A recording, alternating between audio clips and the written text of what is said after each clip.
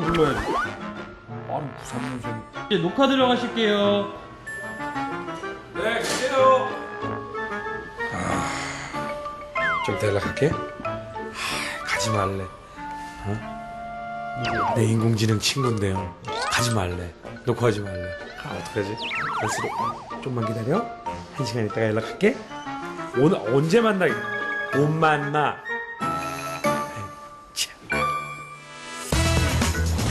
핫 이슈 오늘의 주제는 바로 인공지능. 지금이 바로 인공지능 시대. 로봇, 자동차 등 각종 분야에서 인간의 지능을 따라잡으려 한다. 최첨단 IT 기술의 정점이라 불리는 인공지능. 과연 어디까지 발전했는가?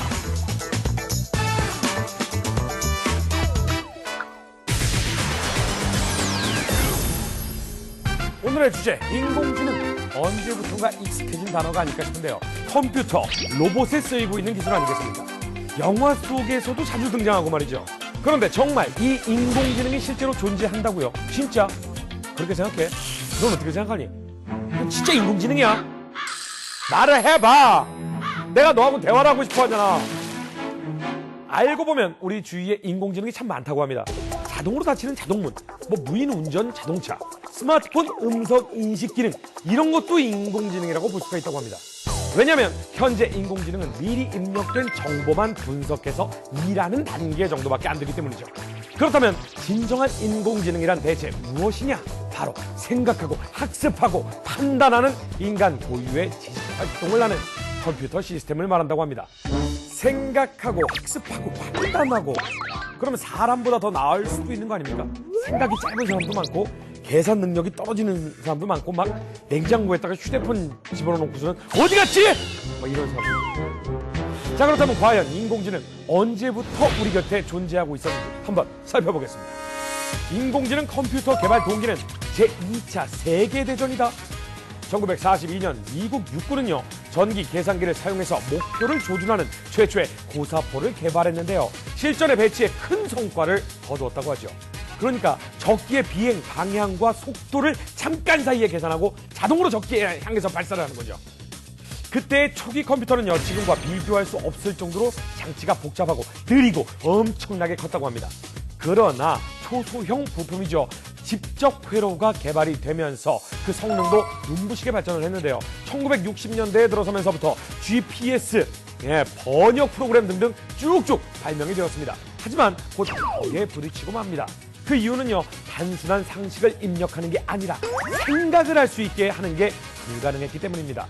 그래서 튜링 테스트라는 것이 나왔는데요. 심판은 방에 혼자 앉아있고 다른 쪽 방에 2명이 있습니다. 한쪽은 컴퓨터고 한쪽은 사람인 거죠. 컴퓨터와 사람, 둘 다 본인이 사람이라고 얘기하는 거예요. 컴퓨터도 저 사람이에요. 진짜라니까. 좀 믿어봐요.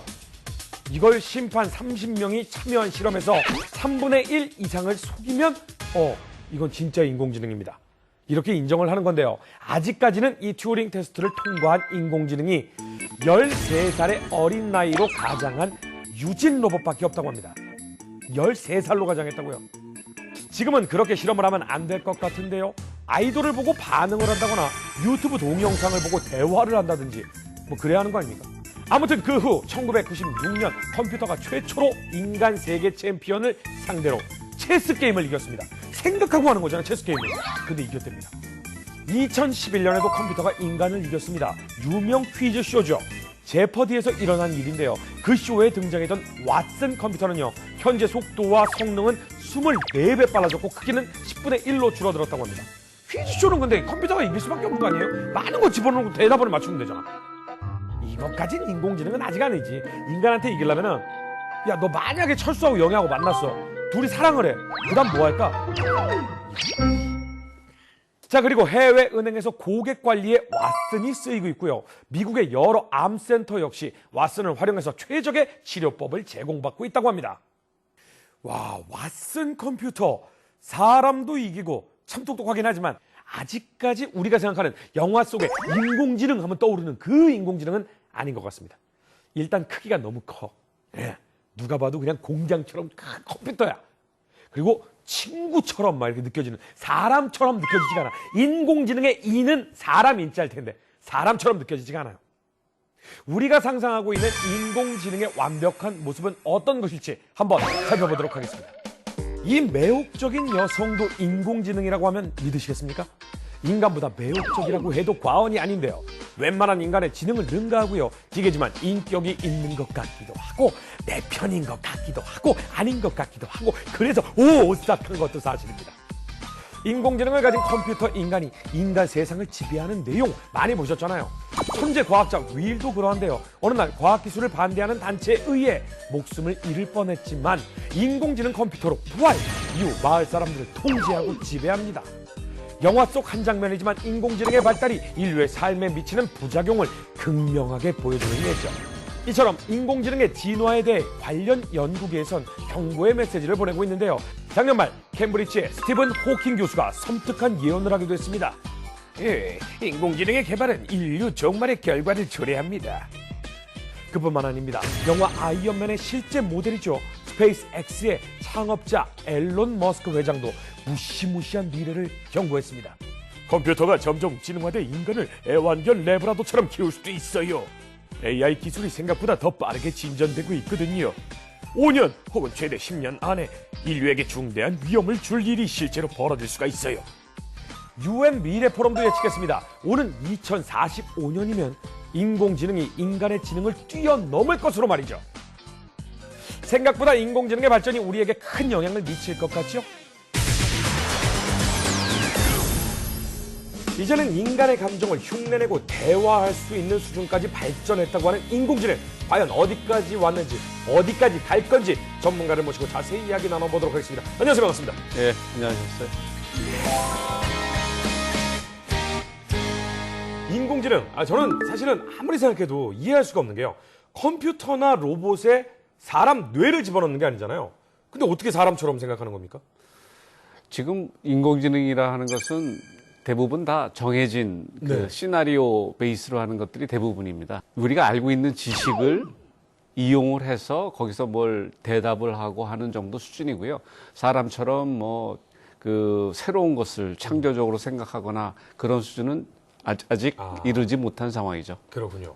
인공지능에 대한 연구가 시작된 지는 꽤 오래됐다고 제가 알고 있는데 그 사람처럼 개발이 안 된다. 그건 이유가 있을까요?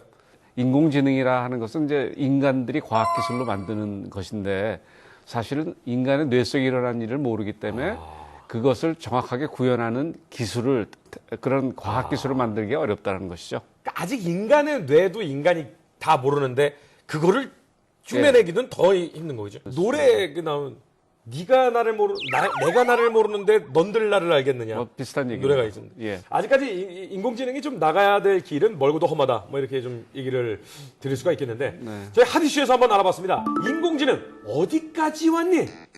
자, 이건 자동차인가요? 이거는 이제 최근에 구글이 공개한 무인 자동차인데요. 일단 무인 자동차가 그 스스로 운전을 하려면 그 일단 카메라, 비디오 카메라로 자기가 가야 될 도로나 그 주변에 뭐 나무나 건물이나 이런 것들을 스캔을 해야 됩니다. 그 스캔된 정보로 자기가 운전해야 될 상황들을 스스로 판단을 하고 GPS라든가 도로의 스트리트 뷰 같은 것들을 종합을 해서 자기가 갈 방향을 스스로 결정하는 거죠. 근데 역시 로봇이 빠질 수가 없죠. 근데 로봇이 지금 뭐 하고 있는 건가요? 지금 로봇이 그 사람의 마음을 읽고요. 또 심리 치료까지 해주는 그러한 기능을 보여주고 있습니다. 뭐 아이들하고 놀이를 한다든지 노인의 어떤 치매 인지 훈련을 한다든지 하는 것들을 수행하고 있는데요. 로봇이 뭐 여러 가지 자기가 갖고 있는 센서들, 카메라나 음성, 마이크 시스템 같은 걸로 이제 분석을 하는 그런 단계를 거치고 있습니다. 이건 어떤 로봇이죠? 이거는 작년에 그 일본의 IT 기업 소프트뱅크가 있습니다. 네. 소프트뱅크에서 프랑스 로봇 회사와 손잡고 만든 페퍼라는 로봇인데요. 추구하는 거는 어떤 감성을 교류할 수 있는 로봇 시스템을 가지겠다. 이 로봇은 뭐 기본적으로는 그 태블릿을 가지고 있고 왔다 갔다 하는 이동형 로봇인데요. 우리 사람들, 인간들과의 감성을 교류할 수 있다는 것을 주장하고 있습니다. 이 친구도 지능형 로봇인가요? 이 로봇은 국내 기술로 개발된 그 지능형 로봇 실버 3입니다. 이것은 제가 만든 로봇인데요. 네. 사람을 인식하는 센서, 뭐 춤을 추면 부닥치지 않는 센서, 사람들을 이해를 하고 뭐 인지 훈련을 하고 하는 다양한 역할들을 수행할 수 있습니다. 네. 이를테면 뭐 테이블에 있는 그 과자나 뭐 음료수나 뭐 이런 것들을 인식할 수가 있고요. 어떤 정해진 상황에서 사람들하고 교감하면서 자기 역할을 수행하는 그런 로봇이라고 볼 수가 있겠습니다. 그러면 이제 딱 보고서는 먹으려고 하면은 그 칼로리가 175칼로리고요. 네, 맞습니다. 먹으면 이가 썼고요. 네. 뭐 지금 내장 비만에 도움이 안 되고요. 뭐 이런 얘기도 할 수 있겠네요. 당연히 그런 것들은 인간보다 더 잘할 수 있죠. 잘 정확한 데이터베이스를 가지고 하는 것이니까 인간보다 훨씬 더 좋은 기능을 보여줄 수가 있습니다. 그 웃고 찡그리고 뭐 화내는 얼굴 이런 거 보니까요. 정말 우리나라 로봇 기술도 이렇게까지 놀랍게 발전했구나 이런 생각이 좀 듭니다. 자, 마지막에 본 것이 인공지능 로봇. 우리나라에도 인공지능 로봇이 있죠? 제가 만든 로봇 중에 오늘 갖고 나온 로봇이 이제 메로라고 하는 로봇인데요. 이게 뭐 네네. 대표적인 인공지능, 한국에서 만든 인공지능 로봇으로 이해하시면 되겠습니다. 그 특징은 그 얼굴을 갖고 있기 때문에 그 어떤 자기의 감성적인 현재 상황을 잘 표현하는 로봇이고요. 그래서 자폐나 ADHD를 앓고 있는 어린애들을 대화를 통해서 어떤 주어진 교육 자료를 통해서 훈련을 시킨다든지 하는 쪽으로 많이 쓰려고 그러고요. 지금 꾸벅꾸벅 지금 졸고 있는 것 같은데. 네. 예, 뭐 저게 어이 깜짝이야. 한번 불러볼까요? 네. 메로야.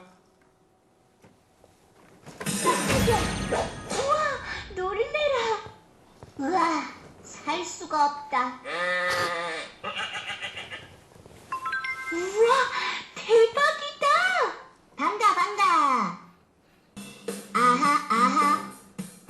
오빤 강남 스타일이야. 좋아, 레디, 고! 오빤 강남스타일 강남스타일 오빤 강남스타일 강남스타일 오빤 강남스타일 입모양이 그렇게 움직이네요. 네. 사람의 표정을 그대로 쫓아하는 최근에 만든 중국 노래인데요. 진짜로 이 자기가 감성을 실어서 이렇게 노래를 하는 느낌이 네. 눈썹, 눈, 입모양 다 나와요. 노래할 때 표정을 사람이 하는 표정을 보고 배웁니다. 그러니까 이럴 때는 어떤 표정을 하고 이럴 때는 어떤 입술 모양을 만들고 하는 것을 배우고 있고요. 그런 배우는 걸로 자기 표현을 만들어내는 거죠. 이 친구가 이 가수가 노래 부르는 걸 보고 눈썹이 어떻게 움직이는지 입모양이 어떻게 움직이는지를 학습을 하는 거군요. 그렇죠. 이번에 그러면 이 친구가 그 얼굴을 인식하는 과정을 직접 이렇게 따라하니까 네. 한번 얼굴을 인식하는 과정을 한번 보시겠어요? 예. 노래를 틀어놓고 얼굴을 표정을 바꾸면 로봇의 얼굴 표정이 따라하는 거죠? 예, 그렇습니다. 그러니까 로봇이 지금 이 부르는 친구의 얼굴 표정, 입 모양 이런 것들을 배우고 있는 중입니다. 지금 배우고 있는 거예요? 예. 그러니까 로봇이 스스로 표정을 낼 수는 없으니까요. 사람이 하는 걸 보고 이럴 때는 이런 노래 나오면 이렇게 하겠다는 걸 배워서 나중에 이제 이 음악이 나오면 그대로 따라하는 거죠. 어느 정도 단계까지의 좀 현재 왔다고 생각하면 될까요, 인공지능이? 그 인공지능의 발달은 결국은 이제 컴퓨터 기술의 발달하고 맥을 같이 하는데요. 컴퓨터 기술이 최근에 들어와서 그 인간보다 잘하는 측면들이 굉장히 강해진 측면들이 있습니다. 네네네네. 그러니까 뭐 엄청난 그 지식들을 데이터베이스화해서 그것을 이용한다든지 굉장히 많은 정보를 순식간에 처리한다는 것은 인간보다 훨씬 강한 측면이거든요. 그러니까 그런 상황적인 판단이나 그런 것들은 인간의 수준을 쫓아갈 수가 없는 것이죠. 그러니까 상대방의 감성을 이해한다든지 그 감성으로부터 자기 자신의 결정을 내리거나 하는 것들은 컴퓨터가 쫓아갈 수 없는 인간의 고유 기능이라고 보시면 됩니다. 자, 그렇다면 얼마 남지 않은 시간 내에 이제 인공지능형 로봇이 계속해서 양산이 될 텐데 부작용이 좀 만만치 않을 것 같습니다. 그러니까 로봇이라는 게 저희 생활에 들어오면 우리 인간 생활이 굉장히 편리해지고요. 그렇죠. 힘든 일을 다 대신해주는 상황이 오면 인간이 갖고 있는 어떤 창조성이나 네. 이런 것들이 너무 로봇에 의존하게 되지 않을까 생각을 하게 됩니다. 이제 그렇게 됐을 때 상황이 어떤 가장 바람직한 방향으로 갈 거냐 아니냐라는 거에 대한 걱정들이 존재하고 있는 것이죠. 그런 부작용은 충분히 예상할 수 있으리라고 봅니다. 인공지능이 참 우리 삶 속에 많이 이제 들어올 것이다라는 생각도 들고 너무 그것에 기대서 의존해서 인간의 어떤 그 자유로움, 인간의 어떤 창의성 이런 걸 좀 잃지는 않았으면 좋겠다라는 생각이 듭니다. 앞으로도 좋은 연구 좀 부탁드리겠습니다. 감사합니다. 네, 고맙습니다. 오늘 인공지능에 대해 알아봤는데요. 이제는 정말 집집마다 똑똑한 개인 비서가 있는 그런 시대가 오지 않을까 그런 생각이 좀 듭니다. 주인님, 오늘 비가 와요. 비 오는 날에는 따뜻한 유자차 어떠세요? 싫어요? 그러면 커피? 허준의 수다와 함께하는 신개념 IT 매거진 핫이슈 다음 주에도 더 재미난 소식으로 찾아오겠습니다. 안녕히 계세요. 오늘 너는 뭐하고 놀 거냐?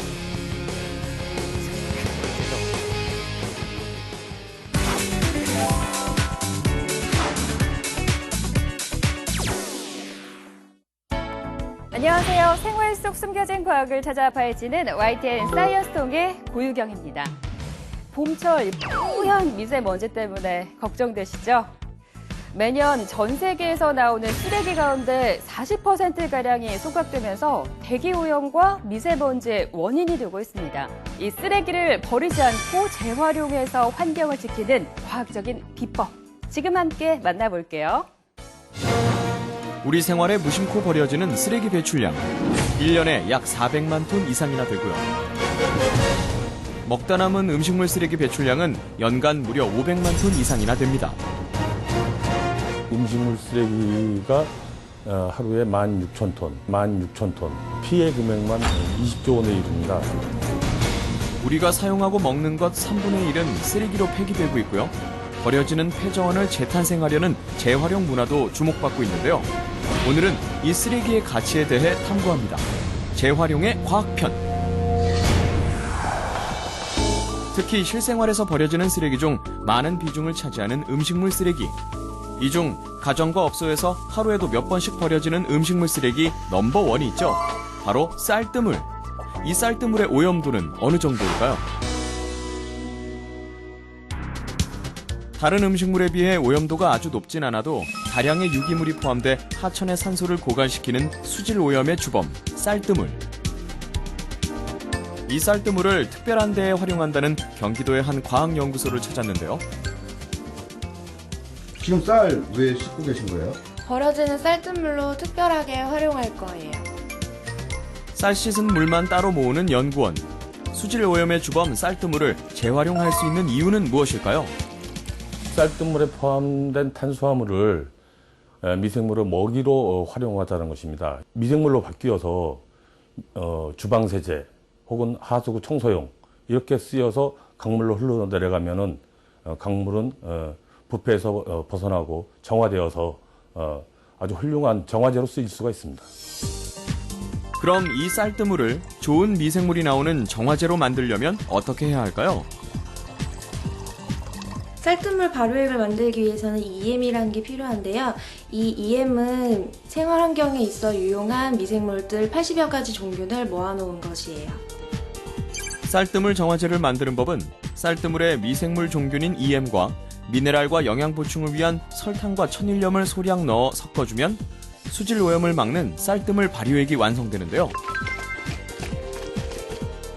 과연 쌀뜨물 발효액의 효과는 어느 정도일까요? 각종 냄새, 악취 이런 것들 다 먹어치우기 때문에 분해가 되는 것인데요. 이것을 이용해서 이제 화장실의 냄새, 지방때들, 기름때들 이런 것들을 아주 썩 잘 분해를 합니다. 그럼 쌀뜨물 발효액에서 정말 유용한 미생물이 생기는지 현미경으로 직접 관찰해 봤는데요. 유산균과 효모균이 생성되며 점점 증가하는 것을 확인할 수 있었는데요.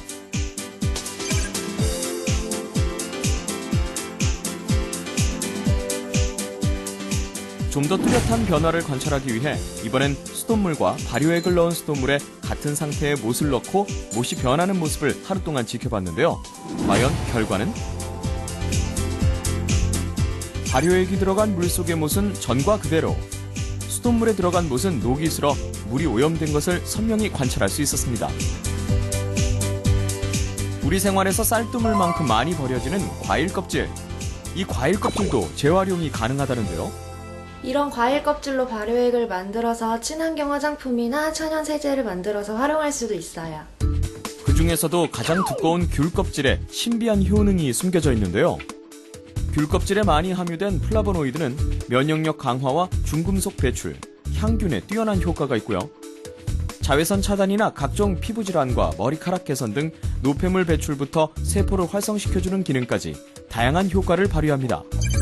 이 귤 껍질을 활용해 발효액을 만드는 법은 껍질에 설탕과 EM 원액, 천일염을 넣고 밀폐해 알맞은 온도를 유지한 다음 과액을 추출해 숙성하면 귤 껍질 발효액이 완성되는데요.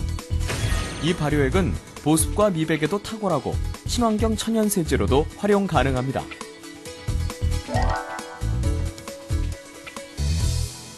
수질 오염 원인 중에 하나인 쌀뜨물을 과학적으로 재활용할 수 있다고 하니까 참 신기한데요.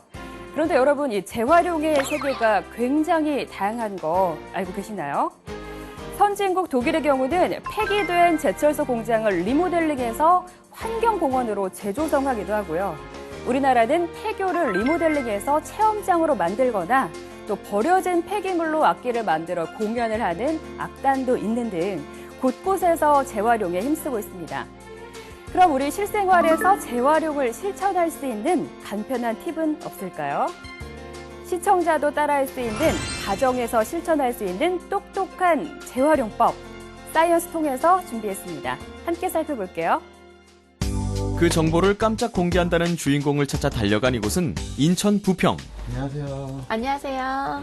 그 주인공은 쓰레기통은 필요 없다는 재활용의 신, 윤문정 씨. 버리자니 아깝고 쓰자니 낡은 물건을 새롭게 재탄생시키기로 유명한 윤문정 씨는 발상의 전환을 통해 재활용, 환경보호 실천에 앞장서고 있는데요. 우리가 모르게 쓰고 버려지는 물건들이 상당히 많거든요. 근데 우리는 그걸 그냥 버려지는 쓰레기로만 인식을 해요. 재활용을 이렇게 재활용할 수 있다는 거를 생각을 안 하세요. 그런데 손재주가 없어도 냉장고에 남은 쓸모없어진 재료로도 똑똑히 재활용을 실천할 수 있다는데요. 먹다 남은 김 빠진 탄산음료, 이제는 버릴 필요 없고요. 언제 넣어뒀는지 기억조차 안 나는 우유, 상한 우유도 이젠 버릴 필요가 없습니다. 냄비바닥이 타버렸다면 김 빠진 탄산음료를 넣고 끓이면 탄 얼룩이 없어진다는데요. 끓인 후 수세미로 문지르면 말끔한 냄비로 재변신! 신기하죠? 이 밖에도 화분 속에 물 대신 김 빠진 음료를 부어주면 오랜 시간 싱싱한 꽃을 유지할 수 있다는데요. 탄산음료에 들어있는 그 당질류가 식물의 영양분으로 작용해서 식물이 건강할 수 있도록 해주고요. 그 물에 녹아있는 이산화탄소, 이게 산성물질인데 산성물질이 부패균을 방지하기 때문에 꽃이 오래갈 수 있도록 해주는 겁니다. 또 먹고 남은 페트병 입구의 뚜껑 부분도 특별한 용도로 재활용이 가능하다는데요. 국수나 면의 분량을 재는 계량기로 활용 가능합니다. 뚜껑 둘레에 들어가는 양이 딱 1인분인데요. 또 비닐봉지나 남은 과자 봉지에 페트병 뚜껑 부분을 끼워 넣으면 눅눅하지 않고 냄새나지 않게 남은 음식물 보관함으로 재활용할 수 있습니다. 유통기한이 지나 냉장고 속 무용지물이 돼버린 상한 우유는 어떻게 재활용할까요? 천에 상한 우유를 살짝 적셔 가구를 닦아주면 윤기가 반짝! 금방 짠 우유는 산성과 알칼리성을 다 갖고 있습니다. 그런데 시간이 지날수록 알칼리성이 강해지고 그 알칼리성이라는 건 세제의 주성분이 되죠. 우유에 들어있는 지방 성분이 광택작용을 더해주기 때문에 구두를 닦아도 광이 나고 그렇죠. 이 밖에 세제에 우유를 넣어 빨래를 하면 옷이 더 깨끗해진다네요. 버리긴 아까웠던 금이 간 찻잔도 우유를 넣고 끓이면 해결된다는데요. 방금 금이 갔을 경우에만 해당됩니다.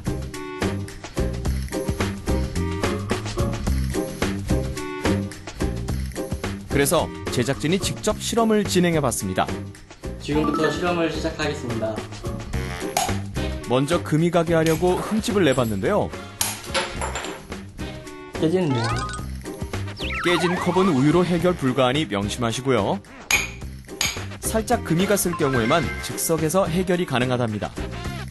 금이 간 컵을 바로 우유를 듬뿍 넣은 냄비에 담가 5분 정도 끓이면 우유의 단백질이 금이 간 틈을 어느 정도 메워줄 수 있는데요. 과연 결과는? 성공! 금이 사라지고 깨끗한 컵으로 재탄생됐네요. 네, 재활용은 경제적으로 비용을 아낄 수도 있고 또 친환경적인 효과도 있어서 일석이조의 행복을 가져다 주는데요. 재활용이 작품이 되고 또 폐품이 명품으로 재탄생되는 가치. 여러분도 앞으로 함께 누려보시길 바랍니다. 생활 속 과학을 파헤쳐보는 사이언스통 다음 시간에 뵙겠습니다. 안녕히 계세요.